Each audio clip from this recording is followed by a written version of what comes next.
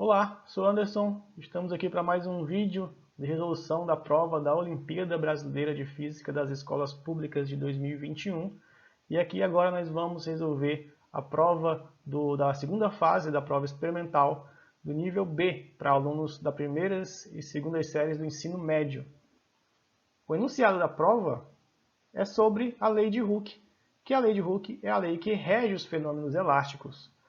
Uma mola, por exemplo, pode ser comprimida ou distendida por uma força exercida sobre ela e, se essa força deixar de atuar, a mola tende a voltar a ter o mesmo comprimento original. A esta propriedade dos objetos, pela qual os corpos têm a forma alterada quando uma força deformante atua sobre eles e retornam à forma original quando a força é retirada, dá-se o nome de elasticidade. Essas alterações dependem do tipo de material, devido ao arranjo dos átomos e o tipo de ligação entre eles, havendo uns que são mais elásticos, ou seja, uma mesma força aplicada resulta em deformações maiores, do que outros. Como por exemplo, se a gente aplicar a mesma força em uma borracha de pneu de bicicleta, por exemplo, e num elástico de amarrar cabelo, o elástico de amarrar cabelo vai esticar bem mais do que a borracha de pneu de bicicleta, certo? Porque são materiais diferentes e a borracha do pneu de bicicleta tem mais resistência. Continuando, no caso da mola, ao esticá-la, é possível perceber uma resistência, uma força contrária, a essa elongação, de tal forma que, dentro do limite da elasticidade, quanto mais esticamos, mais difícil é mantê-la esticada ou aumentar o seu alongamento. Quando ele fala limite da elasticidade, é porque a gente pode exercer uma força que quebre o nosso objeto, certo? No caso, a nossa mola. A deformação da mola, a gente vê na figura 1, isto é, a diferença entre o comprimento em estado natural, que é o x0 aqui, por exemplo, nessa figura aqui, está em equilíbrio, sem força nenhuma aplicada e a mola está relaxada na posição x0, certo? O tamanho x0. E o que atinge quando a corda é esticada, nesse outro caso, a gente tem o esticamento da corda, onde ela deslocou aqui uma distância ΔX, certo? A lei de Hooke descreve a proporcionalidade entre essa deformação ΔX e a força aplicada, que é dada por essa expressão, onde F é a força, é igual ao negativo de K vezes ΔX, que é o nosso deslocamento. Ou seja, se a gente aplica uma força aqui nesse bloco que está preso à mola, nessa direção aqui à direita, a gente vai observar que existe uma força contrária a essa força e no momento que ele está em equilíbrio, no caso está parado, essa força elástica vai ter a mesma intensidade da força aplicada para manter o objeto nessa distância aqui, ΔX, do seu ponto de equilíbrio, beleza? Continuando, repetindo aqui a fórmula da lei de Hooke, note que o sinal negativo aparece porque a força é resistiva, ou seja, contrária à ação da força aplicada para esticar ou comprimir a mola, como a gente viu no exemplo agora há pouco. Para simplificar a fórmula acima, adotaremos o módulo da força elástica e trataremos ΔX como x. Dessa forma, a lei de Hooke pode ser expressa por F igual a K vezes x, beleza? Onde F é a força medida em newtons, K é a constante elástica, tá? Medidas em newton por metro, e x é a distância em metros, que é o deslocamento, certo? Aqui ele adotou o módulo justamente para observar o valor absoluto, sem se preocupar com direção ou sinal da equação, tá, pessoal? E o x ele colocou simplesmente para variar. Então, tanto faz chamar ΔX ou x, mas para simplificar um pouco a equação, vamos chamar a partir de agora apenas de x, o deslocamento. Beleza? E aí entramos no procedimento experimental. Para encontrar a constante elástica de uma mola, adotou-se o seguinte experimento. Uma mola foi pendurada em um anteparo horizontal paralelamente a uma escala milimetrada, conforme ilustrado na figura 2A. Está aqui a mola presa a um teto, tipo horizontal, como se fosse um teto de uma casa, tá? Ao lado de uma escala milimetrada, que é como se fosse uma régua do lado, tá? Da mola.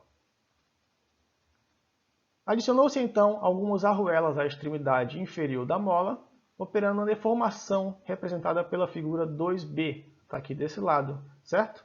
Pode então medir o deslocamento total da mola, encontrando o valor da variação do seu comprimento e, por conseguinte, a força elástica. Ou seja, quando a gente adiciona uma arruela aqui, como no caso da figura A gente tem um certo deslocamento da mola em relação à sua posição de equilíbrio, sem nenhuma força exercida sobre ela.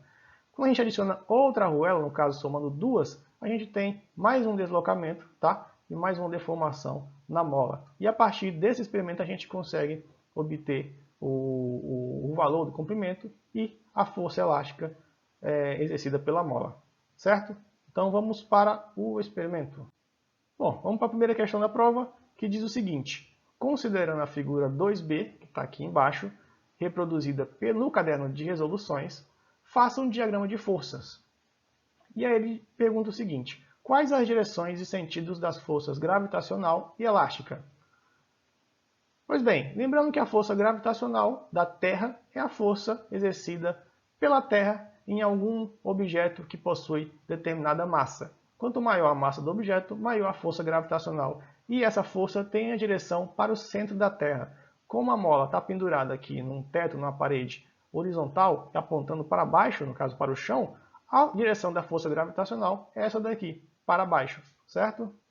Além da força gravitacional, a gente tem também a força elástica contrária à força gravitacional, que é a força exercida pela mola, certo? Que tem a mesma direção da força gravitacional, mas no sentido contrário.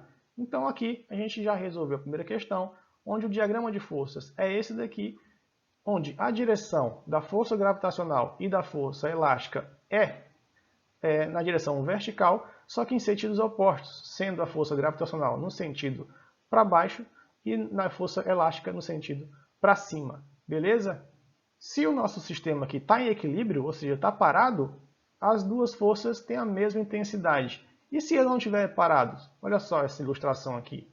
A gente pode perceber uma mola se movimentando, tá? Saindo da sua posição de equilíbrio, e onde a sua posição de equilíbrio é aqui no ponto zero. Quando essa linha tracejada passa pelo ponto zero, observem aqui o vetor que representa a força resultante, ele é inexistente, ou seja, ele é nulo. Só que quando ele não está no seu ponto de equilíbrio, a força resultante é nula e é maior sempre que está mais distante do seu ponto de equilíbrio. Beleza? A prova dá um enunciado aqui, dizendo o seguinte: variamos o peso na extremidade inferior da mola, certo? Anotando o deslocamento dessa mesma extremidade para cada um dos pesos adicionados. Esses valores experimentais estão organizados na tabela abaixo, ou seja, ele variou, colocou diversos pesos na mola, certo?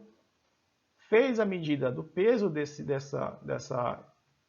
objeto que foi colocado na mola e mediu o deslocamento que ocorreu na mola para cada peso, beleza?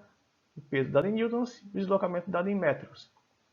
E aí a questão 2 pede o seguinte: com os dados acima, use o papel milimetrado do caderno de resoluções para fazer um gráfico do deslocamento por força, que é o peso, em função do deslocamento no eixo Y e peso no eixo X. Pronto. Se a gente já tem os valores, a gente vai pegar o papel milimetrado, que é um papel semelhante a esse daqui, tá? Que tem geralmente essa aparência aqui, com formas geométricas, no caso quadrados, que a gente pode desenhar diversas formas geométricas nesse papel milimetrado. Para fazer o nosso gráfico, primeiramente a gente tem que definir os eixos. Ele pediu para colocar o deslocamento no eixo Y e o peso no eixo X, certo? Então, vamos fazer aqui dois eixos, um eixo vertical e um eixo horizontal, onde o eixo Y, que é o eixo vertical, a gente vai chamar de o eixo do deslocamento, e no eixo horizontal vamos chamar do eixo do peso, da força peso, beleza? Definidos aqui os eixos, a gente pode definir também um título para o gráfico. Vamos chamar de deslocamento da mola em função do peso do objeto, certo? Após isso, a gente precisa definir valores, intervalos de valores para cada um dos eixos. Aqui para o eixo do deslocamento, que é o eixo vertical, a gente tem valores que variam de 0,05 até 0,35. Então a gente pode definir aqui intervalos de 0 até 0,40. Observem que esses quadradinhos pequenos aqui, ó, no papel milimetrado, têm o mesmo tamanho. Então a gente vai definir que cada um desse quadradinho representa 0,01 de deslocamento, tá? 0,01 metros de deslocamento. Então a gente define aqui a posição 0, certo? E conta de quadradinho em quadradinho, que representa 0,01, até dar aqui 0,05. Por exemplo, 0,0, 0,01, 0,02, 0,03, 0,04 e 0,05. Então a gente define aqui, certo? Esse ponto como ponto 0,05. E faz de novo agora mais 0,05 metros. 0,06, 0,07, 0,08, 0,9 e 0,10. Beleza? E definimos aqui a posição. E fazemos isso até 0,40, certo? Já é o suficiente para a gente poder colocar todos os valores aqui da tabela. E a gente define a mesma coisa aqui para o eixo da força-peso, onde cada quadradinho aqui a gente vai definir como sendo 0,1 newton, tá? Já que a gente tem valores de 0,5 newtons até 3,4 newtons, beleza? E aí fica mais ou menos assim, certo? Contas de 5 quadradinhos, define 0,5 e assim sucessivamente, beleza? Definido aqui os eixos, os valores e os intervalos, a gente pode começar a preencher o nosso gráfico. Pegando aqui o primeiro peso, tá? De 0,5 newtons, ele teve um deslocamento de 0,05 metros. Então, no eixo da força-peso, a gente procura o ponto 0,5, que é esse daqui, e traça uma linha perpendicular a ele, beleza? Pronto. Agora a gente vai no eixo do deslocamento e procura o 0,05, que é esse ponto aqui, e traça uma linha perpendicular a ele também. O ponto no gráfico desse exemplo aqui vai ser exatamente onde as duas retas cruzam aqui dentro do gráfico. A gente preenche aqui como ponto e está aqui o ponto desse exemplo aqui, com peso 0,5, com deslocamento de 0,05, beleza? Fazendo o outro exemplo, peso 0,4, com deslocamento de 0,07, a gente traça a linha perpendicular em 0,4 newtons e traça a linha perpendicular em 0,07 metros. Define o ponto e está aqui mais um ponto do nosso gráfico. Para o terceiro ponto, da mesma forma, de 1,1 newton, a gente procura traçar a linha perpendicular, 0,1 de deslocamento, traça a linha perpendicular ao eixo e define o ponto na interseção das retas. Beleza? E aí faz isso para todos os outros pontos do gráfico, que a gente vai encontrar algo parecido com isso daqui. Certo? Esse é o nosso gráfico do deslocamento da mola em função do peso do objeto que a questão pediu para a gente fazer. Certo? Pronto, gráfico criado. Vamos para a próxima questão, que diz o seguinte: com o gráfico pronto, desenham a reta média, que é uma reta que mais se aproxime de todos os pontos do gráfico. Olha só, não pode simplesmente ligar ponto a ponto, tem que ser um traço só. Ou seja, não é para a gente fazer o seguinte, ó, não é para traçar uma reta desse ponto para esse ponto, desse ponto para esse, para esse, para esse e assim. Isso aqui não é uma reta só, são várias retas que ligam os pontos, não é isso que a questão quer. A questão quer o seguinte, que você pegue uma régua, defina ali uma posição em que possa um traço só, uma reta só, representar todos os pontos. Isso quer dizer que não necessariamente a reta deva passar em cima dos pontos, mas sim está próximo dele quase que igualmente, certo? Só, vocês podem perceber que aqui tem um ponto fora da régua, mas tem outros dentro da régua. Isso quer dizer que a gente vai traçar uma reta média. Nessa posição a gente pode traçar agora a linha, tá? E agora a gente desenhou a nossa reta média do deslocamento da mola em função do peso do objeto. Bom, com o gráfico pronto, a gente pode ir agora para a questão de número 4, que diz o seguinte: essa reta média ela pode ser escrita como uma equação da forma y igual a ax mais b, que é a equação que descreve todas as retas, tá bom? E aí na letra A ele diz: no caso do gráfico obtido no caderno de resoluções, considerando b igual a zero nessa equação, compare essa equação com b igual a zero com a equação da lei de Hooke, indicando a que corresponde o valor de A. Precisamos lembrar bem que, na questão 2, o nosso F foi desenhado no eixo X e o nosso X, que é o deslocamento, foi desenhado no eixo Y. Então, precisamos ficar atento a isso. A lei de Hooke ela diz o seguinte, que a força é igual a K, constante elástica, vezes X, que é o deslocamento.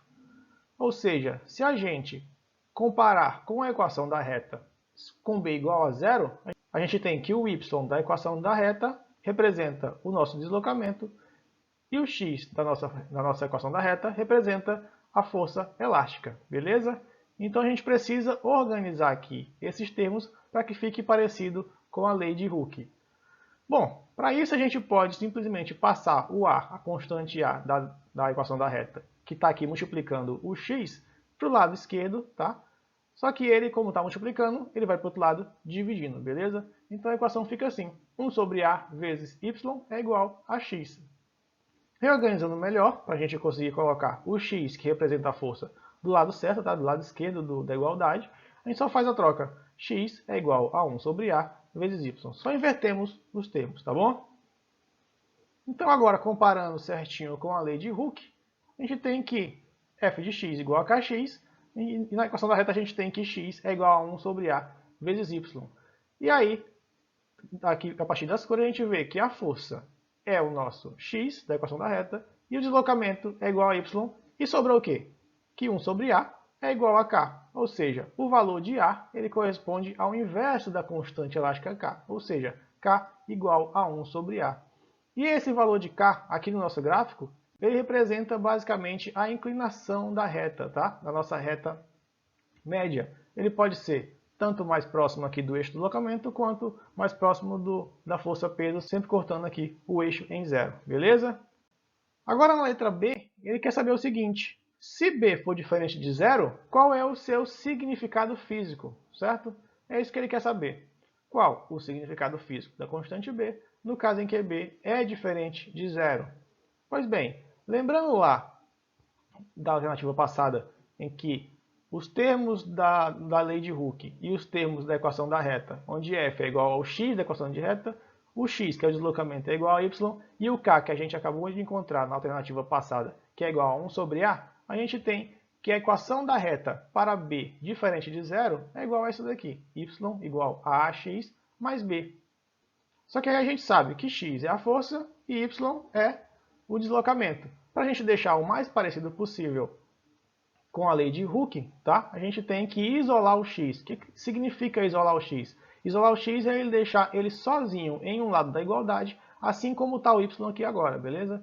E como que a gente faz isso? É uma álgebrazinha bem simples. Vamos aqui fazer passo a passo para a gente não se perder, beleza? Primeiro passo, a gente tem que passar o b que está somando para o outro lado, subtraindo. Então ficou y menos b, tá? Tá mais, agora está menos, é igual a ax.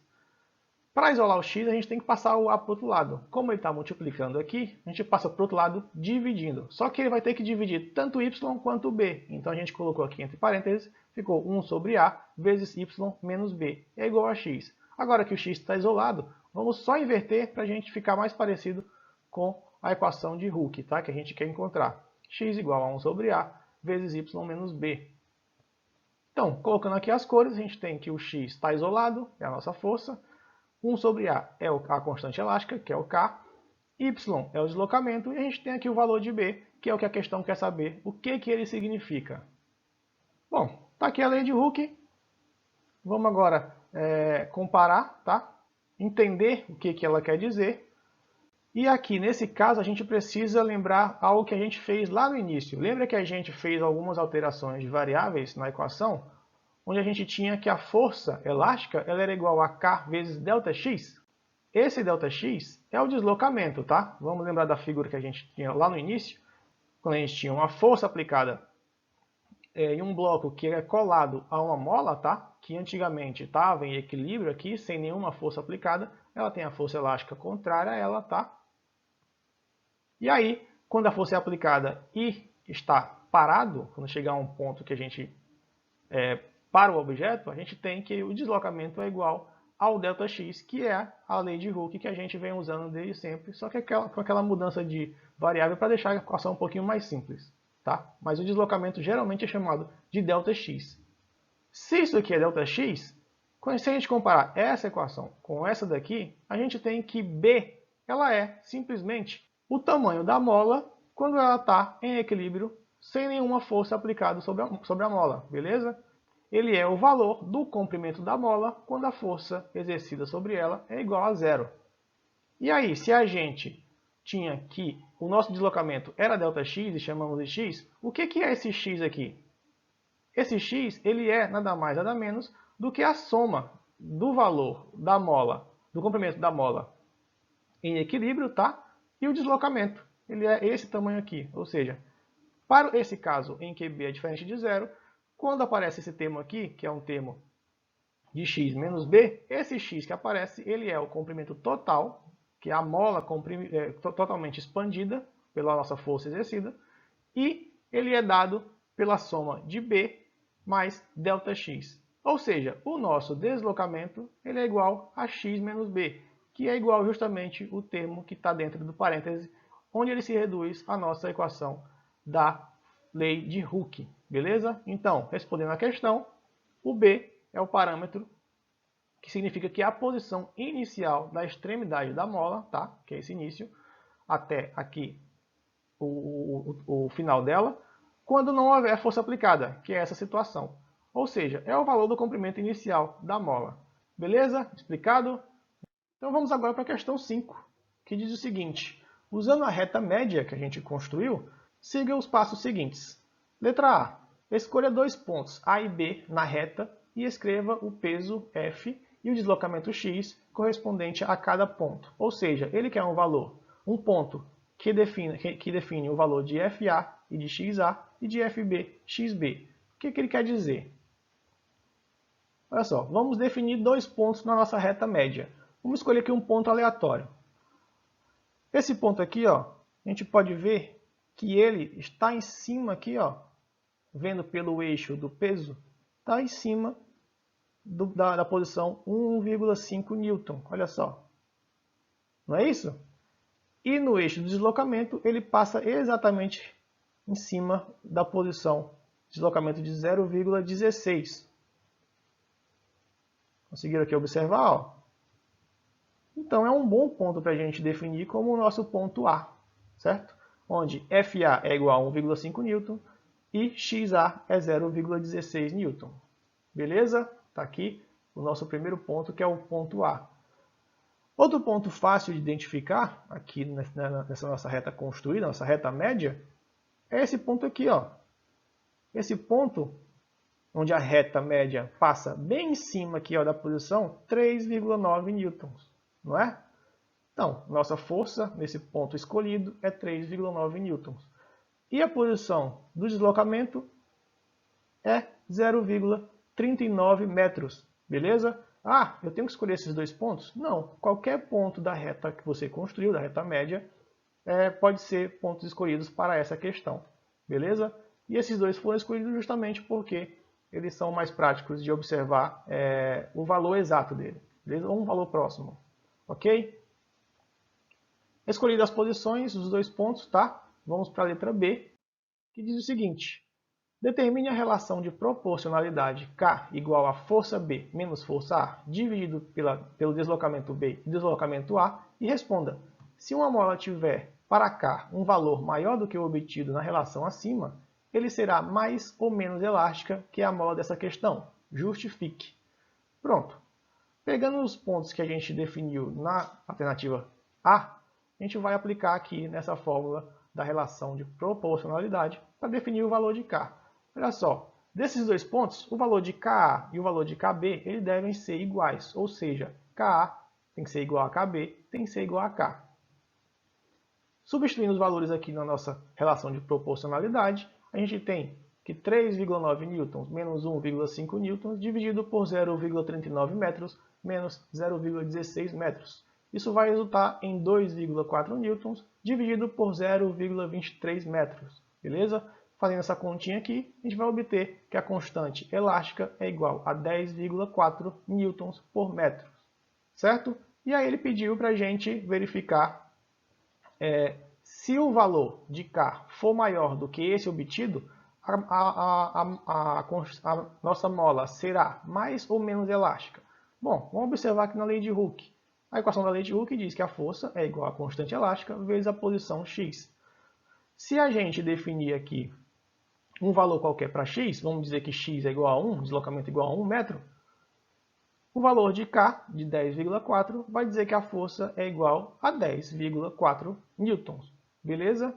Se a gente definir um valor maior do que K, por exemplo, K igual a 20, vai ser 20 vezes x, vai ser igual a 20 newton. Ou seja, se a gente aumentar o valor de K, a gente vai aumentar o valor da força, certo?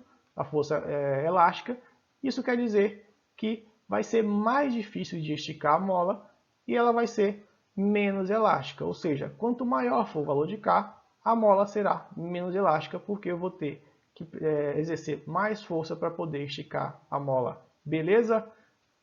Pronto, questão resolvida. Então, desejo a vocês bons estudos e até a próxima. Valeu!